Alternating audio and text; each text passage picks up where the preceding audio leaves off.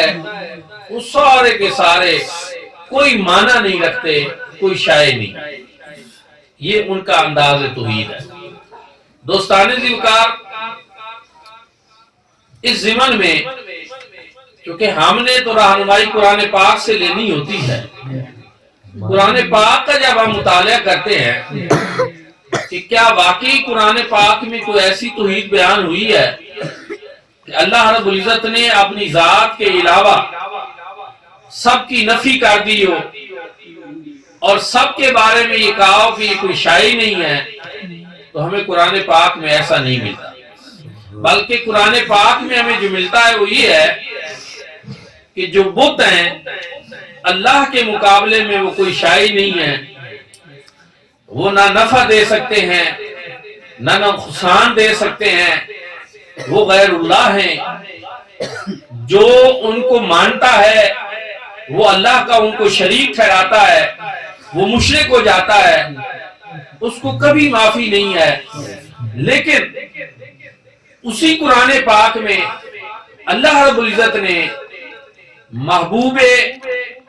محبوبان بارگاہ کی جو بات کی تو ساتھ یہ بھی بتایا کہ جنہوں نے کلمہ پڑھا، جنہوں نے حضور صلی اللہ علیہ وسلم کی غلامی اختیار کی، حضور علیہ السلام کی اطاعت کی، حضور کی اتباع کی، وہ بڑی شان والے ہیں، وہ بڑے مقام والے ہیں، وہ بڑی عظمت والے ہیں.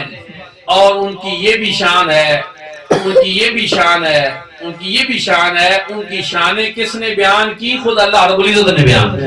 سبحان اللہ، سبحان اللہ. میرے بھائی اور دوستو، جو بات میں نے آپ کی خدمت میں پیش کی ہے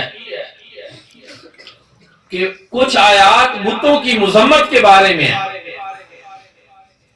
جہاں من دون اللہ کے الفاظ ہیں کہ اللہ کے سوا یہ کچھ نہیں ہے، تو خارجی لوگ ان بتوں والی آیات کو یا کفار کے بارے میں جو ان کی مذمت میں آیات ہیں ان کو اولیاء اللہ کے اوپر چسپاں کر دیتے تھے، اہل ایمان پر چسپاں کر دیتے تھے.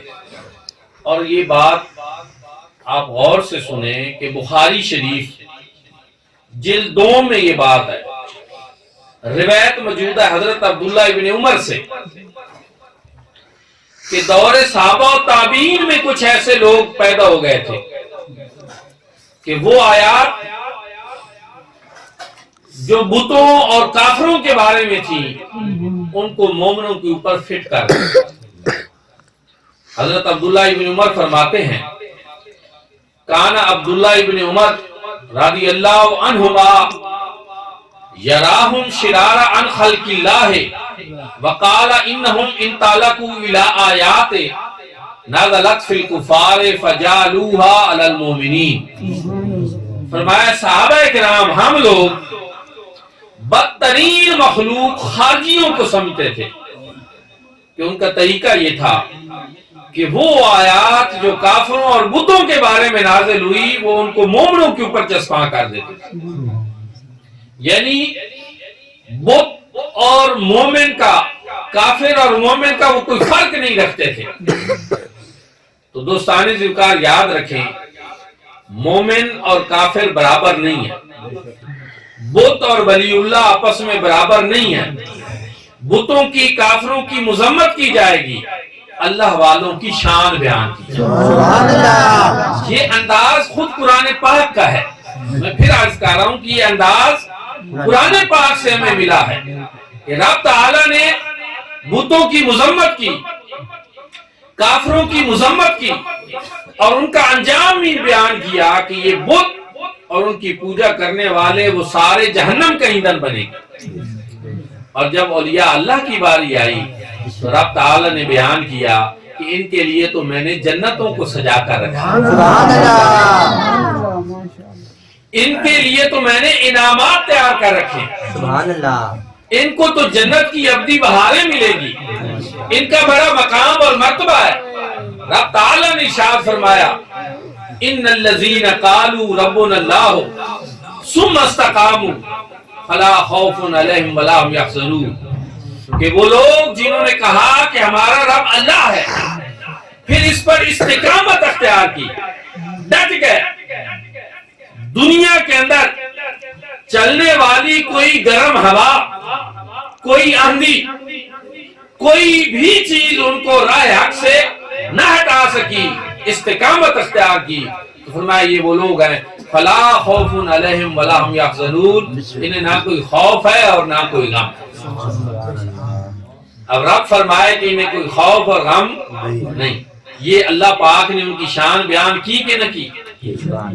دوسرے مقام پہ اللہ رب العزت نے ارشاد فرمایا ان الذین قالوا ربنا اللہ ثم استقاموا الا تخافوا ولا تحزنوا وابشروا بالجنۃ التي كنتم توعدون. انہیں نہ کوئی خوف ہے نہ کوئی غم ہے، اور ان کو بشارت اور خوشخبری ہے اس جنت کی جو اللہ رب العزت نے ان کے لیے تیار کر دیا. پھر اللہ رب العزت نے قرآن پاک میں مزید ارشاد فرمایا الا ان اولیاء اللہ لا خوف علیہم ولا هم یحزنون. خبردار، بے شک یہ جو اللہ کے دوست ہیں، یہ جو اولیاء اللہ ہیں، من دون اللہ نہیں، اولیاء اللہ ہیں، لا خوف علیہم ولا هم یحزنون، انہیں کوئی خوف اور کوئی غم نہیں. پھر اللہ رب العزت نے قرآن پاک میں ارشاد فرمایا ان الذین آمنوا وعملوا الصالحات اولئک هم خیر البریہ. بے شک وہ لوگ جو ایمان لائے اور عمل صالح کیے، نیک عمل کیے، یہ وہ لوگ ہیں جو سب سے بہتر ہیں. سبحان اللہ. یہ بہترین مخلوق ہیں، یہ بہترین لوگ ہیں. رب ان کی شانیں بیان فرمائے، رب ان کو بہترین فرمائے، اور ہم کہیں کہ نہیں یہ بابت شاہی کوئی نہیں. دوستان ذکر، یہ فکر یہ قرآن کے منافی ہے، اور حدیث مبارکہ بھی میں پیش کروں گا. رب تعالی نے ارشاد فرمایا ان الذین آمنوا وعملوا الصالحات سیجعل لهم الرحمن ودا. بے شک وہ لوگ جو ایمان لائے اور نیک عمل کیے، فرمایا رحمان لوگوں کے دلوں میں ان کے لیے محبت پیدا کر دے. سبحان اللہ. سبحان اللہ. جتنی کوششیں کر لو، داتا علی اجویری کی محبت ہمارے دلوں سے کم نہیں ہو سکتی، خواجہ اجمیری کی محبت ہمارے دلوں سے کم نہیں ہو سکتی، بابا فرید کی محبت ہمارے دلوں سے نہیں نکل سکتی. اس کی وجہ کیا ہے؟ اس کی وجہ یہ ہے کہ ہمارے دلوں میں ان کی محبت ہم نے خود نہیں، رب رحمان نے پیدا کر. سبحان اللہ. سبحان اللہ. سبحان اللہ. ان الذین آمنوا وعملوا الصالحات سیجعل لهم الرحمن ودا. فرمایا یہ رحمان ان کی محبت لوگوں کے دلوں میں پیدا کرے. آپ مجھے بتائیں جس کے بارے میں میرے رب کا دعویٰ ہو کہ اپنے اس محبوب اور مقبول بندے کی محبت لوگوں کے دلوں میں میں پیدا کروں گا، تو پھر کون ان کی محبت کو کم کر سکتا ہے؟ شروع دن سے ایسے عالم کفر کے گماشتے موجود رہے ہیں جنہوں نے یہ کوشش کی ہیں اللہ والوں کی محبت لوگوں کے دلوں سے کم ہو جائے، لیکن یہ کم نہیں ہو سکتی، کیونکہ اس محبت کو لوگوں کے دلوں میں ڈالنے کا انتظام رب تعالی نے خود فرمایا. سبحان اللہ. اسی پہ ایک اور صحیح حدیث پاک سنیں، بخاری میں بھی ہے، مسلم میں بھی. حضور علیہ السلام نے ارشاد فرمایا کہ اللہ رب العزت جب اپنے کسی بندے سے محبت فرماتے ہیں تو جبریل امین کو طلب کرتے ہیں، وہ حاضر بارگاہ ہوتے ہیں. اللہ رب العزت فرماتے ہیں جبریل امین جاؤ اور دنیا پہ جا کر اعلان کر دو کہ میرا فلاں جو بندہ ہے اس کو میں نے اپنا محبوب بنا. سبحان اللہ. سبحان اللہ. جبریل امین پھر اعلان کرتے ہیں، پھر وہ واپس جاتے ہیں. رب تعالیٰ فرماتا ہے اب آسمان دنیا پہ بھی اعلان کر کہ فلاں جو میرا بندہ ہے اس کو میں نے اپنا محبوب بنا لی.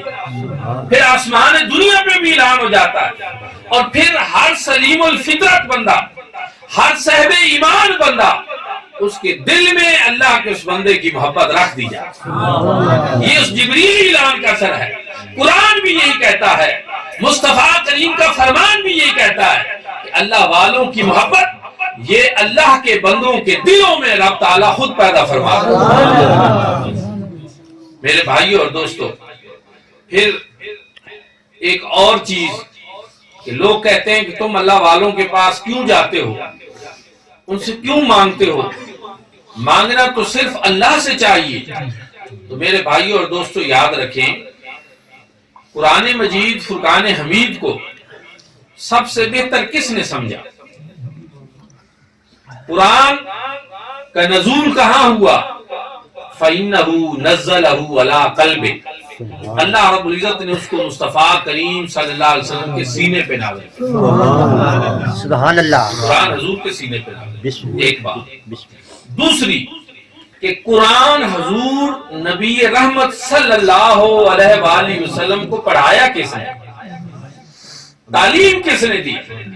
سمجھایا کس نے؟ الرحمن علم القرآن خالق الانسان علمہ البیان۔ سبحان اللہ، رحمان وہ ہے کہ جس نے مصطفیٰ کریم صلی اللہ علیہ وآلہ وسلم انسان کامل کو پیدا کیا، اور حضور علیہ الصلوۃ والسلام کو قرآن کی تعلیم بھی خود دی، اور قرآن کا جو بیان ہے، قرآن کی جو تفسیر ہے، اس میں رب تعالیٰ اپنے فرمان میں جو چاہتے ہیں، جو منشائے ایسی ہے، اس کا بیان بھی رب تعالیٰ نے اپنے محبوب کو خود سکھا۔ سبحان اللہ، سبحان اللہ، بسم اللہ۔ اب حضور علیہ الصلوۃ والسلام جو ارشاد فرمائے وہ قرآن کے منافی نہیں ہو سکتا، قرآن کے معارض نہیں ہو سکتا۔ اب پھر سنیں، حضور نبی کریم صلی اللہ علیہ وآلہ وسلم کے ایک غلام تھے ربیہ، حضور کی بارگاہ میں رہتے تھے۔ رات کو جہاں حضور علیہ الصلوۃ والسلام سوتے، وہ اسی کمرے کی جو دروازہ تھا، اس کی جو مڑاٹ ہم جس کو کہتے ہیں، اور مرٹل بھی کہتے ہیں، ویسے اس کو چوکھٹ کہتے ہیں، اس پہ سر رکھ کر وہ رات کو سوتے تھے۔ سرہانے پہ سر رکھ کر نہیں سوتے تھے، اس چوکھٹ پہ سر رکھ کے سوتے تھے۔ وجہ کہ سرہانہ نرم ہوتا ہے، نیند گہری آئے گی، چوکھٹ سخت ہوتی ہے، نیند کم آئے گی۔ حضور علیہ الصلوۃ والسلام رات کو بیدار ہوں، آپ وضو فرمانا چاہیں، کوئی خدمت لینا چاہیں، تو میں سویا نہ رہ جاؤں، بلکہ میں فوراً بیدار ہو کر حضور علیہ الصلوۃ والسلام کی کوئی خدمت کا۔ سبحان اللہ، سبحان اللہ، دیکھیں صحابہ کا، بسم اللہ، حضور علیہ الصلوۃ والسلام سے محبت کا بسم اللہ، اور خدمت کا۔ تو حضور علیہ الصلوۃ والسلام بیدار ہوئے، تو انہوں نے حضور علیہ الصلوۃ والسلام کو وضو کا پانی پیش کیا۔ حضور علیہ الصلوۃ والسلام نے وضو فرمایا۔ حضور اپنے غلام کی اس خدمت پہ خوش ہوئے۔ میرے آقا نے ارشاد فرمایا، سل یا ربیہ، اور ایک روایت کے الفاظ ہے سالنی یا ربیہ، اے ربیہ مجھ سے مانگ، مانگ مجھ سے۔ اب آپ دیکھیں کہ وہ لوگ جو کہتے ہیں کہ اللہ ہی سے مانگو، اللہ کے علاوہ کسی اور سے مانگنا یہ شرک ہو جاتا ہے۔ تو میرے بھائیوں اور دوستوں یاد رکھیں، اللہ رب العزت سے الہ سمجھ کر مانگا جاتا ہے، اور اللہ کے جو محبوب اور مقبول بندے ہیں ان سے اس لیے مانگا جاتا ہے کہ اللہ رب العزت نے کونین کے خزانوں کی چابیاں ان کو عطا کر دی۔ ان کے پاس اللہ رب العزت کا دیا بہت کچھ ہے، رب تعالیٰ کی عطا ان پہ بہت ہے، اور اس عطا الہی میں سے جو رب نے ان کو دیا ہے، اس دیے میں سے ان سے مانگا جاتا ہے اور وہ آگے عطا بھی کرتا ہے۔